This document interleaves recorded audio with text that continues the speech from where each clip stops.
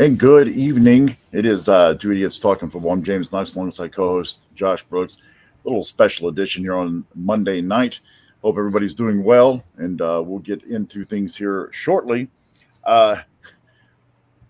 So, if we're cutting in and out, I'm having some technical difficulties on this side with our application that we use to stream. So just bear with us as we get started on this Monday night. Josh, I'm going to defer to you. I know how I feel after yesterday. I told you earlier I would let you get what you needed to get off of your chest, off of it. So go ahead while I try to figure out this problem over here. So the Jaguars lost to the Bengals, and Brian Thomas looked like crap. That's the best way to put it. He did not look good at all. Second game in a row, he has done nothing. And I had these stats here, but they got thrown out the window when Liam Cohen in his presser today was asked if he had talked to Brian Thomas and what he thought the reason was that he was dropping passes. And Liam Cohen goes, he had a wrist injury. And a reporter said, hey, Liam, when did Brian hurt his wrist? And would you like to know what Cohen's answer was? Sure, go ahead. I think it was during the I don't know. They're being in touch with your players. Don't even know when he got hurt or when he was hurt or how he got hurt. He goes, I don't know. I think it was a practice, but it's like something that's just nagging him. All right. Well, yeah, that sounds wonderful. So they're probably going to get fined. Yeah, because for not having him on the injury report 2 weeks in a row. Right, and that's a bigger deal nowadays because of the betting aspect of games than it used to be. But yes, there's one problem right there. Come on, I know there's more. There's got to be more. Can you guess which target gave Trevor the highest passer rating of the game? Which target? I'm going to say Brenton Strange. You're wrong. Well, wouldn't be the first Brenton time. Strange was number 5. Okay. ETN? Number 3. Okay. Let's see here. Think. Brown? Number 2. We're getting there. I'm trying to think. I don't know your squad as well as I know mine. So give me one. Let's see here. I'll give you this one. Travis Hunter was 6 and Brian Thomas was 7. Okay. Jeez. Oh, Washington. He is 4. The number 1 one was Bayshawn Tootin. I didn't even think about him. You see that I ran through everybody else on your roster, literally anybody else who catches the ball, and never got to the guy who was the main target. Through the first 2 weeks of the season, Trevor Lawrence's completion percentage when targeting Brian Thomas Jr. was 26%. When targeting anyone else, it was 70%. That's wonderful. And you still only lost by a field goal. Yeah, because of a dumb call at the end of the game when you clearly see in the replay the receiver pushed off. I think I probably would have called, if I was going to call anything, I would have called defensive holding. I wouldn't have called pass interference, which defensive holding is still only a 5-yard penalty. It's not going to put you in field goal range. But whatever. But if you see on the replay, the receiver clearly pushes off of Travis Hunter. Well, then in that case, then you don't call anything and just call it hand fighting or you offset the penalties. That's what the commentators were saying too. Call it on each side, offset them, and then the play practically doesn't happen. So I think probably the most important thing to come out of that game actually doesn't have anything to do with the Jacksonville Jaguars. Yeah, no, I completely agree with that. And this is the Joe Burrow injury, and I'm sure Bengal fans out there are having. Well, Texans already scored. I just looked up to see that happen. Who is this? Hang on, Nico Collins. Got a little action on Better tonight, so I had to look and see what it was. Hey, need a sponsor? Could be you. You hear me, Jake Paul? Anyway, would be the Joe Burrow injury, and Bengal fans obviously are like, "Oh, here we go again." Jake Browning comes in, and I know that he's not as good as he looked yesterday, but I would give the Jaguars credit. I mean, what are they supposed to do? They certainly didn't game plan for him. I don't. Well, we could argue too. This is the second time we've played Jake Browning, and he's torched us. different coaching staff. That's all I'll say, I guess. I have no clue. And so Burrow's going to be out for 3 months. That's the timetable here, as he will have to have surgery for a turf toe injury. And look, there's been players that have had that surgery and come back and never been the same again.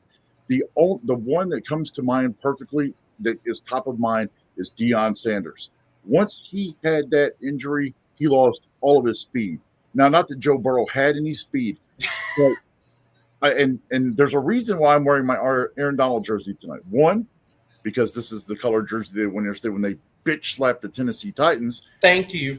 But also, this is the jersey of the great Aaron Donald, who, well, he was playing in a Super Bowl the last time Joe Burrow was relevant, because we beat the Bengals that Super Bowl. And if you're a Bengals fan, sorry, Jackson, you may have beat me in fantasy, but I got the last laugh. So when you look at it, and I say that tongue in cheek, I love Joe Burrow. I don't want him hurt at all. But if I'm a Bengals fan, what do? I mean, you've paid all of these weapons, but the one thing that you fail to do, that is the probably most irresponsible thing that a franchise can do, is not put offensive linemen around your franchise quarterback. I got a comparison for Joe Burrow. Okay. He's the new Andrew Luck. Oof. Yeah. That's a very good comparison. I mean, Luck with the Colts, got beat up, and then ultimately he ruptured his spleen, and he wanted no part of it. And of course, now he's the general manager at Stanford. I wouldn't blame Burrow either. Seems like every year something freaky happens to him. Joe Burrow, if you're listening, I know you're not, but if you are, if you're listening, there's a good chance that Matt Stafford's going to retire soon. Come home, baby. Come on home. Come on home. I need somebody to throw the ball to the toughest man in the world, Puka Nacua, and Devontae Adams gets on the board yesterday too, man. I'll tell you, and we'll get to that later on as we cover this past week. Hey, at least you had a good football weekend. Hey, Alabama too. Maybe I don't need to watch any of their games, because when it comes to playing teams that are actually decent, I'm 0-1 watching, i.e. Florida State, although they may be better than what people think. But so the other injury, quarterback related, other than Brock Purdy, because Brock Purdy wasn't playing this weekend anyway. There's also some rumors about what the Bengals might do at quarterback. And it's not Jake Browning. Who do you think? Or who are they saying? What are they saying? They've called the Packers about Malik Willis. Well, I guess you might as well bring him in, because you're going to need a quarterback that can run for his life. And then I did see this one. This could be a good Kirk Cousins. Okay, now I have – oh, buddy, we got a comment. Who's watching tonight? Yeah. Oh, and Landon just chimed in saying there's a rumor the Bengals could trade for Jameis Winston. Boy, that may be the play, because with T. Higgins, Jamar Chase, and we know that Jameis Winston has a rocket for an arm. He really does. Get those two guys on the field with him. Ooh, buddy, I wouldn't want to play him. No. But I was going to say the Cincinnati Bengals take on the Minnesota Vikings next week, and, well, the Vikings are going to be without their starting quarterback too. And their starting running back. Right. Jordan Mason hurt as well. Aaron Jones. Oh, okay. So I saw where Jordan Mason was banged up. Aaron Jones is out. Wow. Well, they're going to be without those two, and now J.J. McCarthy as well. High ankle sprain, expected to miss at least 3 weeks. So next week between Cincinnati and Minnesota, it's going to be the backup bowl. It's going to be Carson Wentz and possibly Drake Browning, and I'm guessing it would be, even if they traded for another quarterback, because that's not Sean McVay over there. Sean McVay is the only coach that can get a quarterback ready in 2 days to win a game. Hey, beat the Raiders on that Thursday night, huh? Liam Cohen helped with that. That's true. That's true. So, I mean, there's a lot going on in the league. There's one game, and we'll get to our picks in a little bit. Josh, you got me by 2. Oh, Here's the thing. If I would have picked our games the same way I picked in the Pick'em Challenge that I'm in on 101 ESPN's website, I would be 10-3. Instead, with me and you, I'm 7-6, because I tried to be different, and different in this case was not all that good. The one game I want to talk about is the Giants and the Cowboys. And I don't even want to talk about the Cowboys side of this, although Brian Schottenheimer coming out and said they would have tried to kick that field goal with Brandon Aubrey, even if it had been from 70 yards. Let me tell you what. You're not Cam Little. I don't know. He may be their best offensive weapon. That kid has got he's got a leg from hell. And I just don't know if I would risk that in overtime. Well, no, this would have been leading up to the overtime. Yeah, going into overtime. I mean, I'll tell you what, Houston. Because if they make it, then it's like, oh my God. But if they miss it, people are going to clown on them for. I don't like the Cowboys anyway. It's not a secret. Now, I like the Cowboys in the mid-'90s. That was before the Rams moved to St. Louis and everything else. And obviously, you had personalities: Troy Aikman, Emmitt Smith, Michael Irvin, Alvin Harper, Jay Novacek, Daryl Moose Johnston, all those guys. Michael Irvin. Yeah. From the U. I was really hoping. I was really cheering for the Giants to win that game. And we all know that we love to clown on Russell Wilson on this show. Boy, we love to. Look. Man, he almost threw for 500 yards. He looks Seattle Russell Wilson. He almost threw for 500 yards. I mean, him and Malik Neighbors, they got something going on there. And Washington, Jaden Daniels is hurt now too. Marcus Mariota's in line to start this weekend. I was going to talk about that later on. I'm glad you might as well talk about all these quarterback injuries. It's kind of crazy. There's so many of them. But yet the one guy who was hurt during the preseason and Matthew Stafford, nobody was worried about. And he's laying on his back, celebrating, cheering, joking around and cheering Devontae Adams burnt toast on the outside there for that touchdown. I'll tell you what, and I saw you look over this game right here, and he completes the pass there to Mike Evans. The Houston Texans defense has got Baker running for his life early on. Yep. And this is their defensive line's good. And the Bucs are missing Tristan Wirfs. Right. And then, that's more pressure they're getting on Baker than what they got on Stafford last week in LA. That's just an attempt to your O-line. Right. And that funny enough, we've juggled guys in there, and they've not always been the strongest part of the strongest unit of that team. What a pass. Oh, should have been picked off. By Azeez Al-Shahir. I can't stand it. I can't either. Well, yeah, he tried to kill Puka, and he's trying to kill your guys too. And we played them this weekend. Yay. Oh, that's right. I forgot about that. That's our only AFC South opponent until week 10. Wow. So we have to win that game. And it's funny because we've played more AFC South opponents than you guys have and will in the first 10 weeks of the damn season. Because we see you guys week 7 in London. That's the game before our bye.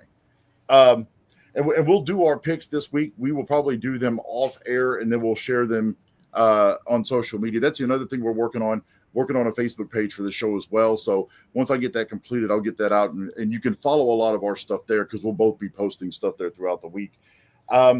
Let's see what else we got here.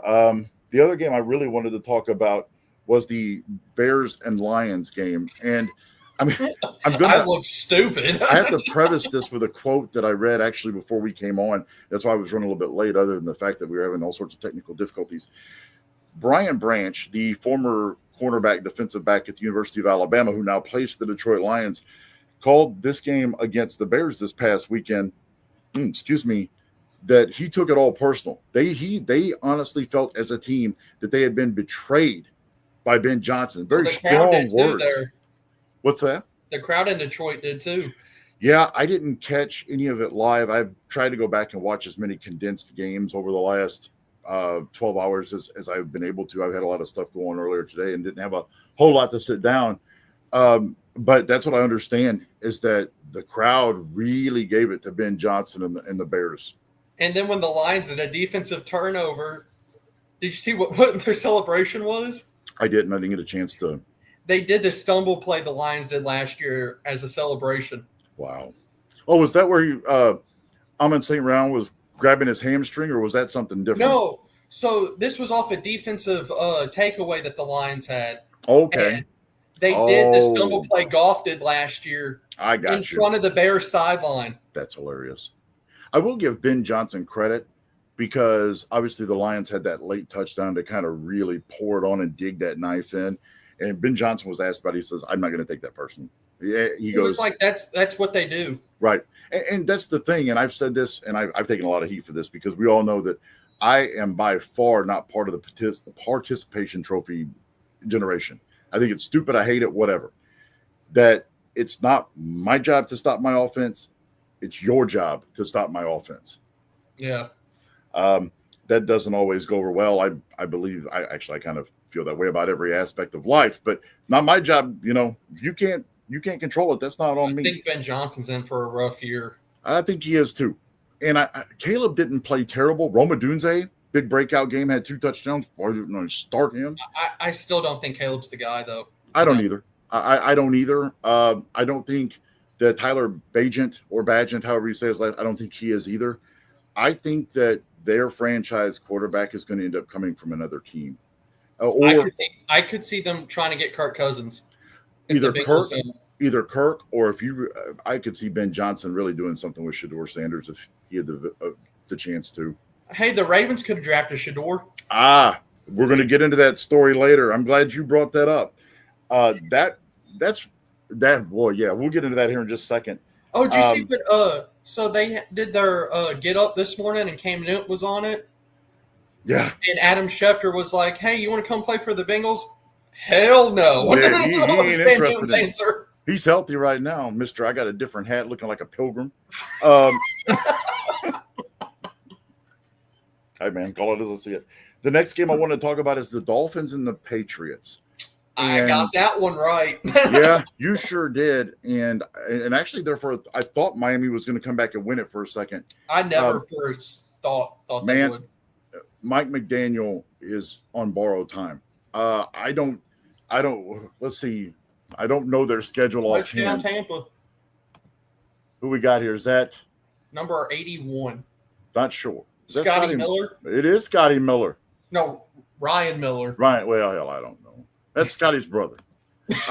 Probably. He may not be as fast as Scotty Miller.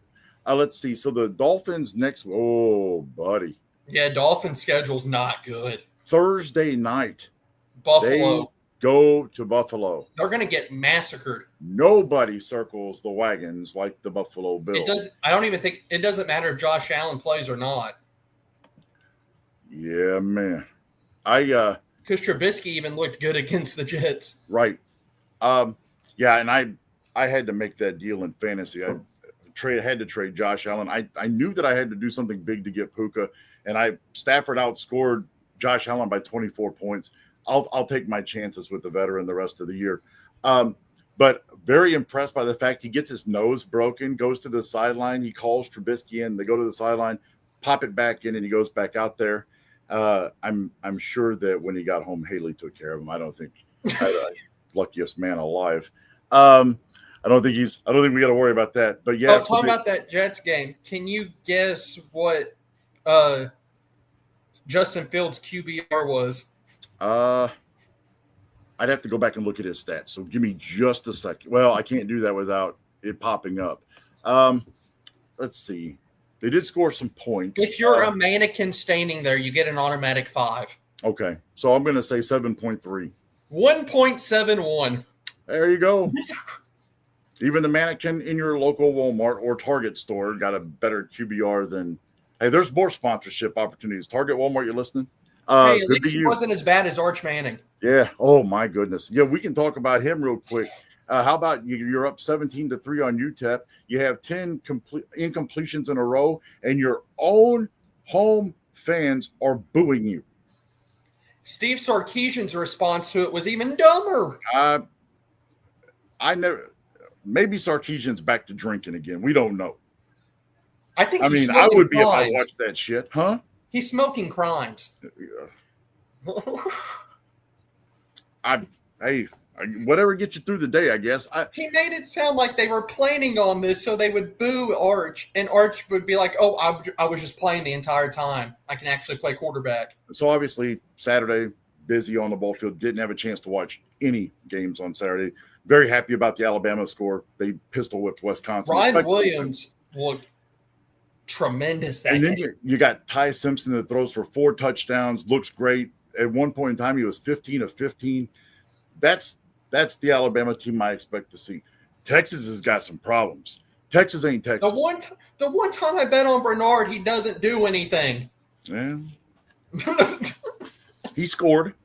I think so. Back to Texas. Texas ain't Texas. No. Arch Manning, the Manning name in this case is overrated. If you can't beat UTEP, University of Texas El Paso Miners, a Conference USA team, if you cannot beat them by 40 points as the University of Texas to the point where your backups are in this game, you aren't going to do shit against the rest of the SEC. No, they're not. You're going to play like that against them. You're going to struggle against UK. You're going to struggle against Mississippi State. You know, this Florida-Texas game in a month is going to be the toilet bowl. It's going to be interesting. Because you got DJ Lagway out there acting like he's Jameis Winston before the eye surgery. Look, he felt that because they were playing LSU and it's a rival, he felt that he needed to be a giving person. He was trying to get a jump start on the holidays. It's better to give than it is to receive, man. They 5 both interceptions. want to win the game. I checked the score of that game and it was 10-10. And then you tell me that he's thrown 5 picks and that the record's 9 and that there's 2 minutes and 11 seconds left in the game and it still may not be safe. It's still it was 20-10 for the whole third and fourth quarter. So you watched that game. Yeah. Which I know it's 3 hours you'll never get back. Is LSU as good as everybody says they are? Nope. So I want to get your. How many touchdowns do you think Florida's defense gave up that game? 0. They gave up 1, and the 1 was lucky. Okay. And it was 10-10, like you said. Mm-hmm. The only reason LSU got another touchdown was because one of Lagway's picks was a pick 6. See, and that's kind of why when you asked that question, I figured that's where you were going. So I had texted you. I had got done. I was in Bowling Green, stopped at Bowling Green, had to stop. Anyway, so like you texted me, I'm like, the last time I checked, it was 10-10. You're like, yeah, it's 20-10, but ain't much changed. So that game was big time hyped. SEC Nation was there. Marty and McGee was there. This big time hyped game. Yeah. You get a game like that. It was the late night SEC game too. Ooh, buddy. See, and you're right. And it was Death Valley. It was at night. It's supposed to be the biggest spectacular in the world. And apparently the both teams were dead. I mean, Florida's defense isn't holding them back. They've only gave up 2 touchdowns in 3 games. And that's the problem. And we've talked about this before. Hell, we've seen it before, that when your offense is that inept and you keep turning the ball over, you're putting your defense in a situation where they're going to give up more points. They're on the field more. They're tired. They're gassed. And that's what leads to. Or, when you're at 1st and 20 and you throw wide receiver screens every time that go nowhere. Right. That doesn't help either. And that's on play calling too. So the next game I want to get to here, and we may go back to some college later on. One more follow-up thing on the Texas and Arch Manning thing. Yeah. So Peyton Manning's son is in high school, reclassified. He's playing high school football in Tennessee. And from what I've seen highlight-wise and just like listening to their coaches and scouts and stuff, he may be the best Manning, period. Well, This kid can throw a ball 65 yards in the air. He hit a wide receiver from his own 10 and hit the guy at the opposing 35-yard line, and he still got to the end zone 10 yards before there was anybody around him. Yeah. That's the kid you need to keep your eye on. And apparently it's Tennessee or Ole Miss is where he's going. So, hello, you SEC. See that, and the week 2 game Texas had, Arch, once he threw the ball, he started wincing in pain. Yeah. You think that has anything to do with why he played so crappy? I would imagine. I mean, he could have a shoulder injury. We don't know. I think he tore something in his shoulder and he's just trying to play through it. Well, the opening game against Ohio State, he got hit a couple times really, really hard. Yeah. But with your shoulder, it doesn't even take necessarily a hard hit. It takes, like, if you get hit from a certain angle. Because he's having to change his throwing motion every week, it seems like. Well, remember us talking about it, that after that Ohio State game, there were a couple throws that were sidearm and submarine and stuff like that. And what I know as between baseball and softball, because I played college baseball, and in terms of softball, I'm around it almost every day. the more natural throwing motion is underhand, not overhand. So maybe it felt better for him to throw sidearm or under because he wasn't putting as much stress on his arm and feeling as much pain. That's an astute observation. That's something we have to definitely keep an eye on going through the next couple of weeks. Because I don't trust what Steve Sarkisian says about Arch not being hurt. He clearly looked hurt. And he's not going to tell you that, because if he does, exactly. Then if he does play, everybody's going to be gunning for him. The next game I wanted to talk about was the the Pittsburgh and Seattle game. And Cooper Kupp catches a touchdown, looks more like Cooper Kupp than he did in week 1. My concern is, what the hell happened to the Steelers defense? My concern is, why do they not know special teams rules? And the guy, even after it all happened, still had this look on his face like, I didn't touch it. Yeah, I didn't do anything. What are you talking about? So that's just, yeah. I mean, the Steelers' defense is not good. No, not at all. And that's what they've always hung their hat on. Oh, almost another touchdown by Houston there. Watson was overthrown there. But looking at just the stats from this game, I mean, the first quarter, Seattle comes out right away, 10 plays, 65-yard drive, takes up 4 minutes and 31 seconds. They go up 7-0, and then it's field goal by the Steelers, 12 plays for 41 yards and 6 plays for 14. That came off of a turnover. And then you've got, the second quarter, the only score there was a touchdown by the Steelers. So they go into the half up 14-7. Yep. Seattle scores in the third quarter on a 10-play, 80-yard drive that took 5 minutes. They tied at 14, and then all hell broke loose in the fourth quarter. Seattle scores twice, field goal, touchdown to go up by 10. The Steelers get one back. They get back within a touchdown, and then Seattle ices it with a 9-play, 73-yard drive to end the game and ultimately go up 31-17. Sam Darnold completes 68% of his passes. He throws for 445 yards. He had 2 touchdowns. Jay threw 2 picks. Kenneth Walker, 23 carries. Actually did something this week. Yeah, buddy. 23 carries, 125 yards, a touchdown. Jackson Smith and Jigba went off. He didn't catch a touchdown pass, but 17 catches for 227 yards. They couldn't cover him with a blanket. And I know Steelers fans are going to be like, well, Joey Porter was out and Deshaun Elliott was out. Seahawks side, Nick Emenwari was out. So was their starting corner, and it didn't matter. Right. I mean, here's the thing, and you can't blame the offense for the Steelers. Aaron Rodgers completes 63.5% percentage of his passes, goes for 447 yards, 5 touchdowns, 2 picks. The one pick by Darian Kendrick was kind of a fluke because the receivers could have had it. Darian Kendrick's actually on a team? Yeah. Right now, till he does something else stupid, shoot somebody, gets pulled over with a gun, or hell, you never know with him.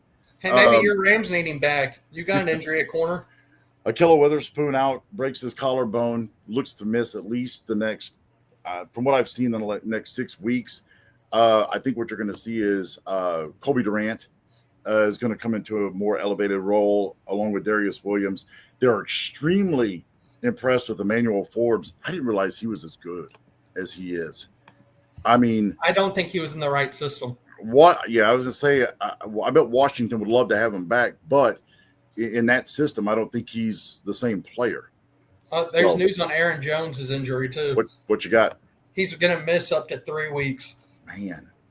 So they're going to be without JJ and Aaron Jones for potentially up to 3 weeks. My goodness. ESPN, look at that. An ESPN promo for WrestlePalooza this Saturday. That's interesting. You're going to put that in the middle of Monday Night Football. That's when you know won't be able to watch it. I am. Oh, you got the streaming service?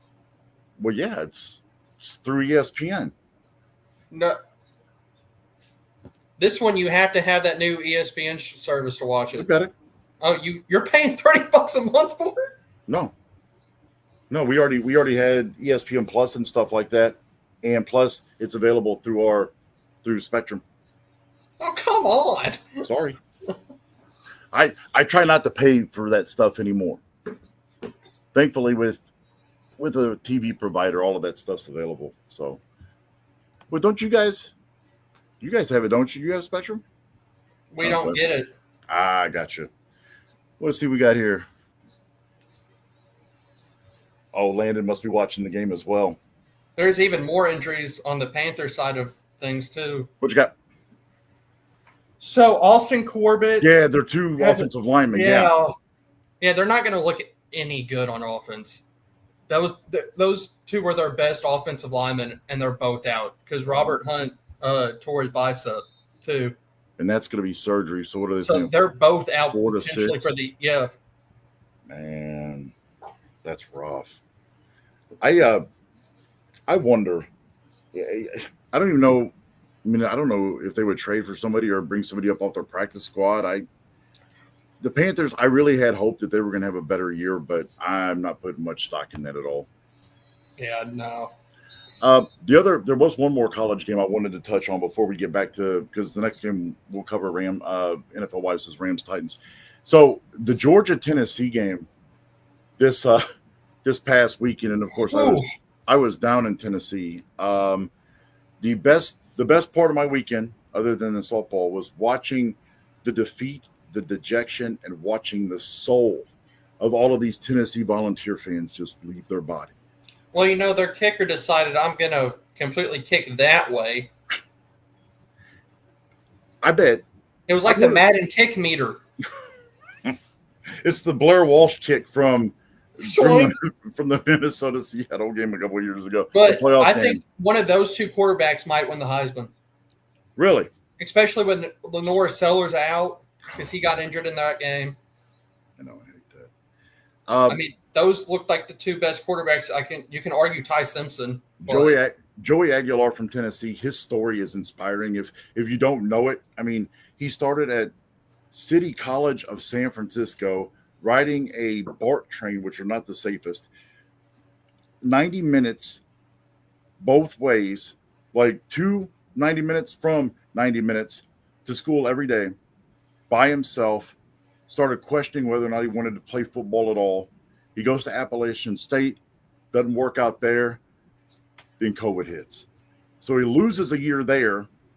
And the only reason that he's playing this year is because of the Diego Pavia rule. That if you played at a JUCO, you were given that extra year of eligibility in the NCAA. And the kid, the reason that Tennessee lost on Saturday had nothing to do with the way he played. Oh. That kid is something else. Well, I bet they're glad Nico Amalivia is not there. My God. Because he is god-awful. UCLA 0-3 fires their head coach. Love to see it. Couldn't stand Nico when he was at Tennessee. Can't stand him now. I will say this. NIL ultimately is ruining amateur sports. And sooner or later, and I say sooner or later, but I already know some stuff, it's going to hurt high school sports too. And I'll just I don't doubt that. You're right. Gunnar Stockton for Georgia.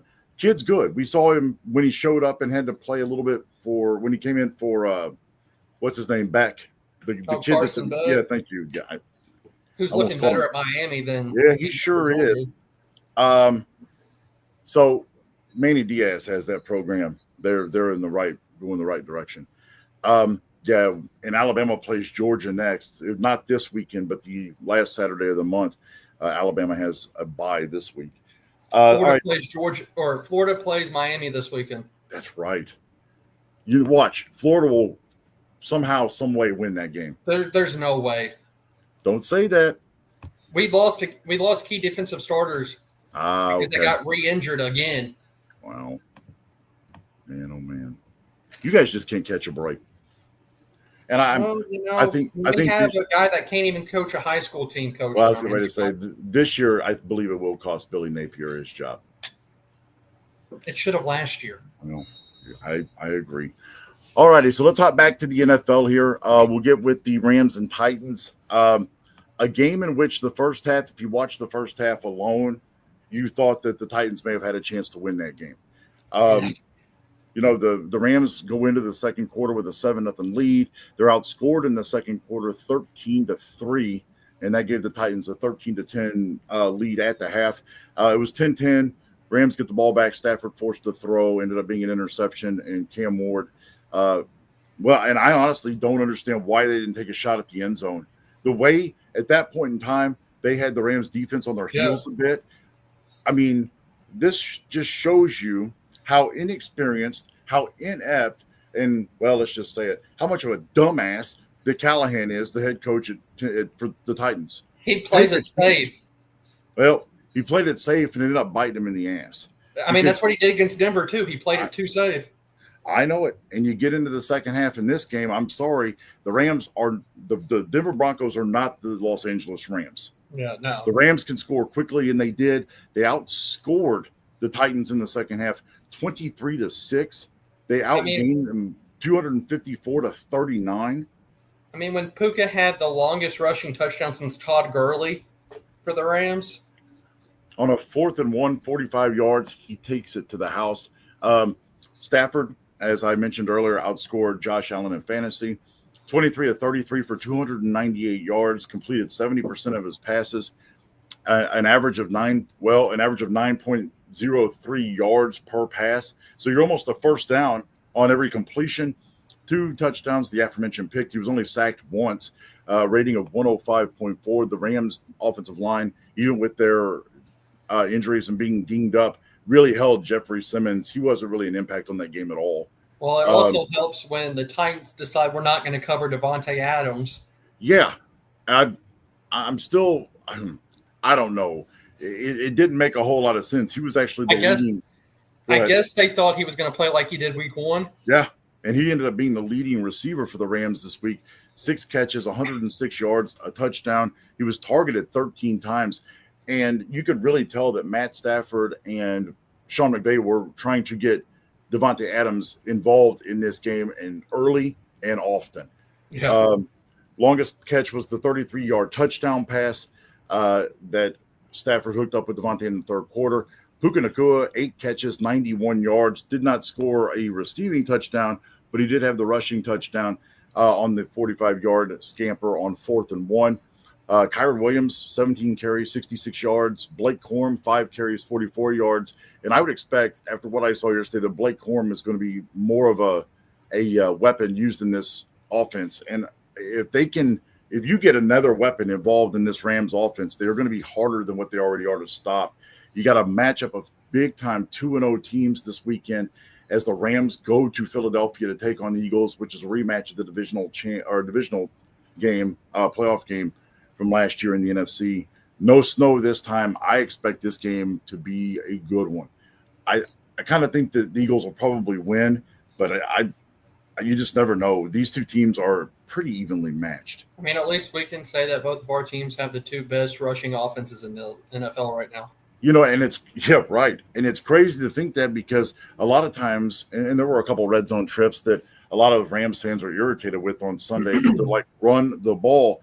Yeah, my game too. Yeah, but and then the odd thing is of course, like you said, statistically speaking, they are the top 2 rushing teams in the NFL. Mainly, I was like that because we didn't have a single run get stuffed until the 4th quarter, and when we get in the red zone, we wouldn't run the ball. And we averaged 6 yards a carry. It's weird because McVay does something that is really odd. They throw the ball to set up the run, whereas a lot of times you run to set up play action and pass in the passing game. So, yeah, sometimes I scratch my head when it comes to McVay because you just don't know what he's going to do. But, he's been to 2 Super Bowls and he's won 1. So what the hell do I know? The other game, and I think we'll go back to last Thursday, and this is a game I whiffed on. The Packers taking care of business and really just physically beating up the Washington Commanders. I didn't think it was going to be like the way it was. I thought it would be a close game and Packers edge it out, but Packers are the best team in the NFL. Right now, I agree. And I don't even think it's Micah Parsons. I think that they were this good beforehand, and Micah Parsons just made them better. Yeah. And you feel for Washington, they lose running back Austin Eckler to an Achilles injury. He is done for the season. And Jaden Daniels too. Yeah. And honestly, with Austin Eckler, this may be it for his career. I mean, he's at the age where coming back from an Achilles is really tough. So, yeah. So Washington falls to Green Bay. The other games we'll kind of just go through really, really quick now, kind of hyper fast. Baltimore took care of Cleveland. We didn't expect it to be any different than what it was. They just kind of came out and handed them their ass, 41-17. I guarantee you that the Cleveland defense isn't going to talk about trying to stop Derrick Henry anymore. Right. Yeah. Let's see. So we had Cincinnati over Jacksonville, 31-27. Dallas knocks off the Giants 40-37 in overtime. Detroit 52, Chicago 21. Not a whole lot to be said there. We've already covered that one. Indiana Jones. Yeah.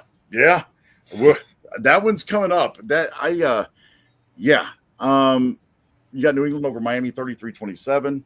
You had the Niners and Mac Jones go into New Orleans and beat the Saints 26-21. New Orleans. He's playing for the coach he always wanted to play for. And that's the coach that wanted him. From what we've heard reports wise, that's who they wanted. He didn't want Trey Lance. He wanted Mac Jones. So, I mean, okay. Buffalo knocks off the Jets 30-10. Seattle over Pittsburgh 31-17. We've talked about that one. Rams over the Titans 33-19. Arizona taking care of business 27-22 over the Carolina Panthers. And this game, the Indianapolis Colts 29, the Denver Broncos 28. And Denver Bronco fans went from being happy to extremely sad in all of 3.2 seconds. Yeah. The Colts kicker shanks it to the right, but Denver's defensive line decides that they want to use leverage and leap over the center. And, let's retry. I've never heard of that. Really? That rule has been in for 4 or 5 years. They put it I guess I just haven't seen it. It doesn't happen often because most teams know not to do it. Yeah. Well, yeah, well, it's true too. Out in Denver, that's where the good shit is. They were mile high. Yeah. It's like I went to weed college. So Colts kicker gets a shot to beat Denver again, and this time they do. So 29-28, Daniel Jones. Oh, Daniel Jones, Danny Dimes. I don't know. Are they really a legit team? First time in NFL history that a team didn't punt in 2 straight. Yep. I saw that, and I'm glad you brought that up because that was one I forgot. You know, and Bo Nix didn't have a bad game. 22 of 30. I knew the Colts defense was going to be as good as they are. I had no clue about their offense. And that's the thing. Like I was going to say, Bo Nix went 22 of 30 for 206 yards, 3 touchdowns, a pick. He had a rating of 111.2. J.K. Dobbins having a great day on the ground. 14 carries, 76 yards, an average of 5.5. He scored a touchdown. I mean, the Broncos, the only thing they did wrong was the stupid-ass penalty. Literally, That's it. You know, but you look at Danny Dimes' stats, and it's he left that name back in New York. Look, dude, obviously Daniel Jones wasn't the problem. Now, what world are we living in that Daniel Jones is playing like an MVP? He's the second coming of Peyton Manning, if you ask some Colts fans. Pat McAfee? Yeah. We're going to win the Super Bowl. Yeah, well, you got to. I'm not going that far. You might win the division. That's all right, Pat. Win the Super Bowl. That's all right, Pat. The Colts do have to go to LA later this year. I wouldn't be. Well, that's true too. I'm worried about them coming to Jacksonville. 23 of 34, 316 yards. He only threw 1 touchdown. He rushed for 2. Right. Well, actually, he rushed for 1. That's what I've got on here on the stat sheet. I thought he rushed for 2. Nope. So he only the other one must have been a defensive. I don't know. I'm trying to see here where I don't see where the other touchdown came from, honestly. Well, I guess no, you wouldn't, because he had a touchdown, and then Jonathan Taylor didn't run for 1. He was on the ground for 25 carries, 165 yards. Jonathan Taylor caught a touchdown pass. Let's see. I'm guessing after that it was all field goals. Yeah. Their kicker Schrader, 5 attempts, 5 made. So I mean, that's the thing. You can't. I'll say this: and I'm going to say this just because obviously it's the Rams. You can't kick just field goals and beat them. You've got to, you get in the red zone, you got to put it away. And then the last, we got here, touchdown Emeka Ibuka for the Buccaneers. So they're up 13-10 with the extra point pending. What we got here? Well, I haven't seen that yet. I'm still on 3rd and 6. I gotcha. Well, it just happened. So, but the big game, I guess, if you want to call it the big game, we talked about it. It was the rematch of the Super Bowl, the most boring game of the weekend. It's over for the Chiefs. It's over. I believe so too. Jordan and I talking about this last night. We're both happy to see it over because I can't stand the Chiefs. I'm not a big fan of Kermit Mahomes. And then Travis Kelce chucks his helmet in his very words, and I quote, "I am sick of this shit." So, it's what they get for wearing free Raishi Rice. Yeah, I saw that. Somebody was like, "Yeah, free the man who gets into an accident." Yeah, free the criminal. You're right. That's yeah. The man who goes to a car accident almost kill people. So I did have to laugh at Jalen Hurts and Chris Jones. Yes. Their exchange at the end. You didn't even throw for 100 yards. Yeah. You won the fucking game. That's exactly what he said. And I quote. Yeah, I thought that was funny too. I was watching the sounds of the game on that, and I was laughing my ass off. I would not be shocked if the Giants give the Chiefs a hard time on Sunday. Was that game at Arrowhead or was it in the Meadowlands? It's Sunday night football. Well, maybe we'll see the Chiefs get embarrassed by Russell Wilson and. Oh, I hope so. Well, that would be something else. I will laugh. It would be something else. So the extra point is good. So right now the Tampa Bay Buccaneers lead the Houston Texans 14-10. And we'll kind of skip this game because it's being played right now. We've kind of talked about it as it's happened. But let's go ahead and preview tonight's game, the Chargers and the Raiders. I think this is going to be a really good game. I do think that this has a chance to be really good. It appears that Brock Bowers is going to play, or is he still a game time? He's playing. Okay. I knew that said on Saturday or Sunday that Brock's good to go. Good deal. That makes it an even better game in my opinion. The weapons that the Raiders have, I think Ashton Genty will have a big game tonight. I think that against that Chargers team, the Raiders are going to need the ball control, kind of run the clock down. You got Justin Herbert on the other side with Ladd McConkey. Keenan Allen. Yeah. Quentin Johnston's he had a great week one. Yeah. I expect that will be I think that'll be a shootout. I think we see a total of 50 or more points scored in that game, or at least I hope so. I think that we're looking in here. Wow. Oh, wow. Well, okay. Now I'm going to say this, and you'll see the replay of this touchdown. That very well could have been offensive pass interference. Well, these refs this week don't want to call shit. So I blew up a couple times yesterday. Because, apparently when a quarterback throws the ball behind his back, it's a forward pass. Yeah, you saw that too, huh? Everyone saw it. Trayvon literally did this to Joe Burrow and Burrow it, boy. Yeah. Like there were multiple blown calls in that game. It wasn't a good week or a good Sunday for NFL officials, that's for sure. There were a couple. When Dave Portnoy has to make a video to Roger Goodell telling him to hire referees full time. Yeah, let's talk about that. We'll end this show on this topic tonight. I've always been a proponent for any official in any sport to be a full-time employee. Major League Baseball, 162 games. A lot of those guys, believe it or not, similar to the NFL, are attorneys or work into an industry like that. But here's the problem. If they're not a full-time employee and they're not always working on their craft, then you can't get any better. Yeah, we have spring training, and this is coming from somebody who is a full-time official.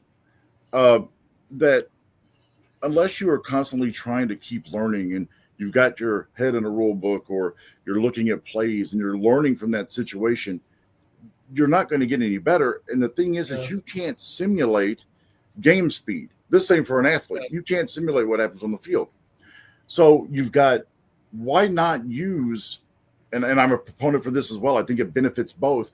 Why not use the UFL, or, use them as a breeding ground for your Yeah. officials? When they're not working NFL games, send them to St. Louis or to Birmingham or wherever the game is being played. Have them work, I mean, because I also don't think it helps when the referees have different opinions about the rules of the game. okay, and that comes down to uh, perception and, in my opinion, and judgment and all that other stuff. There are a lot of rules in whether it's football, baseball, basketball, hockey, softball, whatever. There are a lot of rules that are judgment calls. In my judgment, I saw this, or I interpret it this way.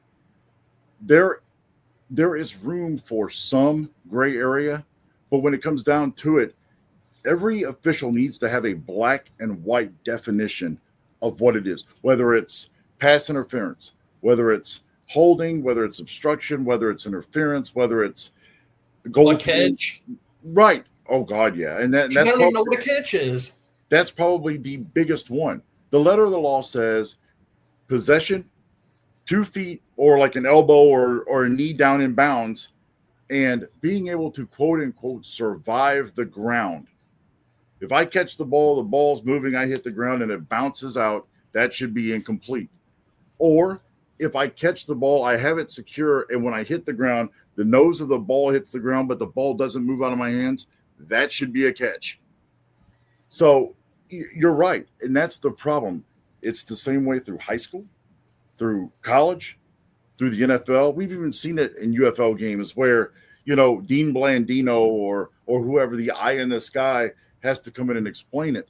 But it should be a situation where, and I do like the assisted replay or whatever it is, the one that, is kind of sped up, or, they're looking at the play already. The one thing that pissed me off yesterday, so the play where Cam Ward, and I don't know if you saw this, like did the underhand pitch to the receiver to try to get rid of the ball, and McVay has to go in and he ends up challenging the play whether or not his knee was down. If that's already being looked at, that should not cost the coach and team a challenge or a timeout. Exactly. That's how that Burrow thing was too. And right. And I think that when it comes down to it, that's something that has to be looked at. The NFL, they're afraid to make those changes, or afraid to be like, well, this is what happened, not this. Don't. The more you are afraid to make changes or are afraid to go against your officials, the bigger the problem becomes. Like, I'll be honest with you. Like this whole, like Major League Baseball is really bad about this. If their crew chief on that game makes a call that is being challenged and it looks like it could go the other way, 95% of the time it doesn't get overturned because they don't want to go against their crew chief. Well, I'm sorry. If I blow a call, and at my level, if I blow a call, I'm probably going to either lose an assignment or I'm not going back to where that school or whatever else. They don't face that because they're in a union. But here's the thing. If you continue to promote that behavior, well, we're not going to change the call or go against you, then what gives them a reason to get any better or change? They know that regardless of what they do, you're not going to change it. Especially if it's like a game deciding penalty. And you're automatically just throwing it without even looking at the right. Make sure you're making the right call. Our job as an official is to get it right. Whether I have to get with my partner if he sees something different, whether I have to get on a headset similar to this and go to Birmingham or wherever the control center is, it does. Our job is to get it right. And I mean, so Major League Baseball going to the ABS, the automatic ball and strike thing next year, not replacing umpires, but pitchers and players can now challenge whether or not the pitch is a ball or a strike, and you only get X amount of game. It's kind of similar to what it is now. At least they're on a path of trying to rectify that problem. We're going to make sure that we get it right, and we're going to give our officials a chance to, learn from that. But the problem is like in terms of football, and I mean, 3 preseason games, and they're getting ready to cut those down again. I don't understand how you're not giving them a reason to get any better. Yeah, I mean, even when you use the replay assistant stuff, even if the replay assistant guy's like, this should not be a call, they come out and say it's a penalty for no reason. So here's my other thing, and a lot of people will disagree with me, but I firmly believe this. If players and coaches have to talk about how they played and performed and coached during a game, if they have to talk about it after a game, why are officials absolved from that? If I make a big call in a game and let's say I get it right and I've got a press conference after the game, people are going to say, hey, what went into this? Or what did you see? Or great call. Tell us what went through your mind. Why aren't officials held to the same standard? And then you have officials coming out years later and apologizing for bad calls. There was we'll wrap it up with this story. An ACC football official, after being an official for, I guess, 20 years, there was a play during a Syracuse game in which they stopped the play after the ball had been snapped for the next play, went in and killed it, made them go all the way back, and then they overturned his call. After the game, he resigned from the ACC. He said, I'm tired of being undermined. He goes, you guys made us review a call, and this will blow your mind, that was not even reviewable. Makes you wonder, because after they changed the call and went back and respotted the ball and everything else, points were scored, and it actually covered the spread. And you want us all to believe that professional and college football isn't rigged. It doesn't help when your sponsors are DraftKings and FanDuel. And for the longest time, Major League Baseball refused to put Pete Rose in the Hall of Fame. Why? Because he bet on baseball. But now, hey, same game parlay, FanDuel. Make sure you get it for Home Run Tuesdays on DraftKings or on Underdog or Prize Picks or Better or Bet 365, whatever else. And everything I just mentioned, those are allegations. That's supposed what happened. I'm not accusing anybody of anything. I'm going to solve myself NBA right now. Right. My Donaghy or whatever his name was. Yeah. I mean, and look, we've got players, college basketball players, college football players. Hell, what's his name? The quarterback at Oklahoma is still under fire for all of that stuff. So NFL players are doing it too. Right. Hell, Calvin Ridley cost him a year of his career. I mean, what do you expect? And you're giving all these players, these younger players that come in, you're giving them more money than what they know what to do with at the age of 21, 22. Exactly. And of course they're going to bet on games. Why? It's fun. And the NFL rules about it is weird too. Yep. I mean, you can bet on games, but there's like certain places that you can't. Right. Even if you're betting on a different sport. I know. So yeah. I don't think a player should get in trouble if they bet on a basketball game. I agree. At the facility. I agree. We live in a world of hypocrisy. It's okay like, for how me are they going to monitor that? Huh? How would they monitor that? I don't know. IP address? Hell, I don't know. I really don't. I mean, I really don't have the answer for that. I really don't. But like I said, we live in a world of hypocrisy. It's okay for me to do it, not okay for you to do it. It's okay for me to do this and bet on this or not bet on this, but don't even think about it. It's okay for our number one sponsor to be DraftKings and then college football. We're going to hire Dave Portnoy from Barstool. One, I don't know. I thought it was stupid that Fox did that, but whatever. Who thinks he's better than 99% of play callers in football? I know. Even though he goes, I don't know I formations, but I know when to run and pass. Well, you know why there are people that act that way. You know why? Because they're making up for ineptability in their pants. I mean, it's what it is. It's an ego thing for him. So, I don't know. What a show. Got a little bit more intense there. Oh, and one more thing. There was a note that came out. Chargers linebacker Denzel Perryman has been put on IR. It will miss the next 4 games. So Yeah, I guess I don't think that affects the Chargers tonight. I don't either. I think that the game tonight will be a good game. I think, matter of fact, speaking of betting, I don't know what the line is, but I know it's close. I want to say it's 3.5 the last time I saw. So should be a pretty good game. So this one has turned out to be 4:45 to go in the second quarter. Tampa leads Houston, and Tampa is driving right now as they've got the ball. So that will do it for our show tonight. Appreciate you if you tuned in for the hour. If we had any technical difficulties, I really do apologize. I can't control it. It was like 1 second. I would say technology is really good, except for when it doesn't work. Other than that, certainly, I hope you enjoy the football games tonight and into the weekend. We'll be back, hopefully, at our regular night on Wednesday nights next week. We may try to squeeze in or do something on Sunday, depending. Just depends right now. Kind of trying to get through the fall season here, and so we can turn all of our attention to football. But you got anything else you want to add tonight, Josh? Not really. You're still seething about the Jacksonville Jaguars game. Hopefully they'll get you well, guys. You know, not so much about the game now, more of we had an injured player, and instead of because I don't think we needed him to beat Carolina or Cincinnati. He was a non-factor. Here's the funny thing. We bring that up, and we'll go full circle with this. We bring that up, and yes, they're probably going to get a fine. There's going to be a fine that's levied. Why? I would be shocked if there's not. Because it all affects the gambling aspect in the right? NFL. So, hey, look, no better way to wrap it up there. We've come full circle.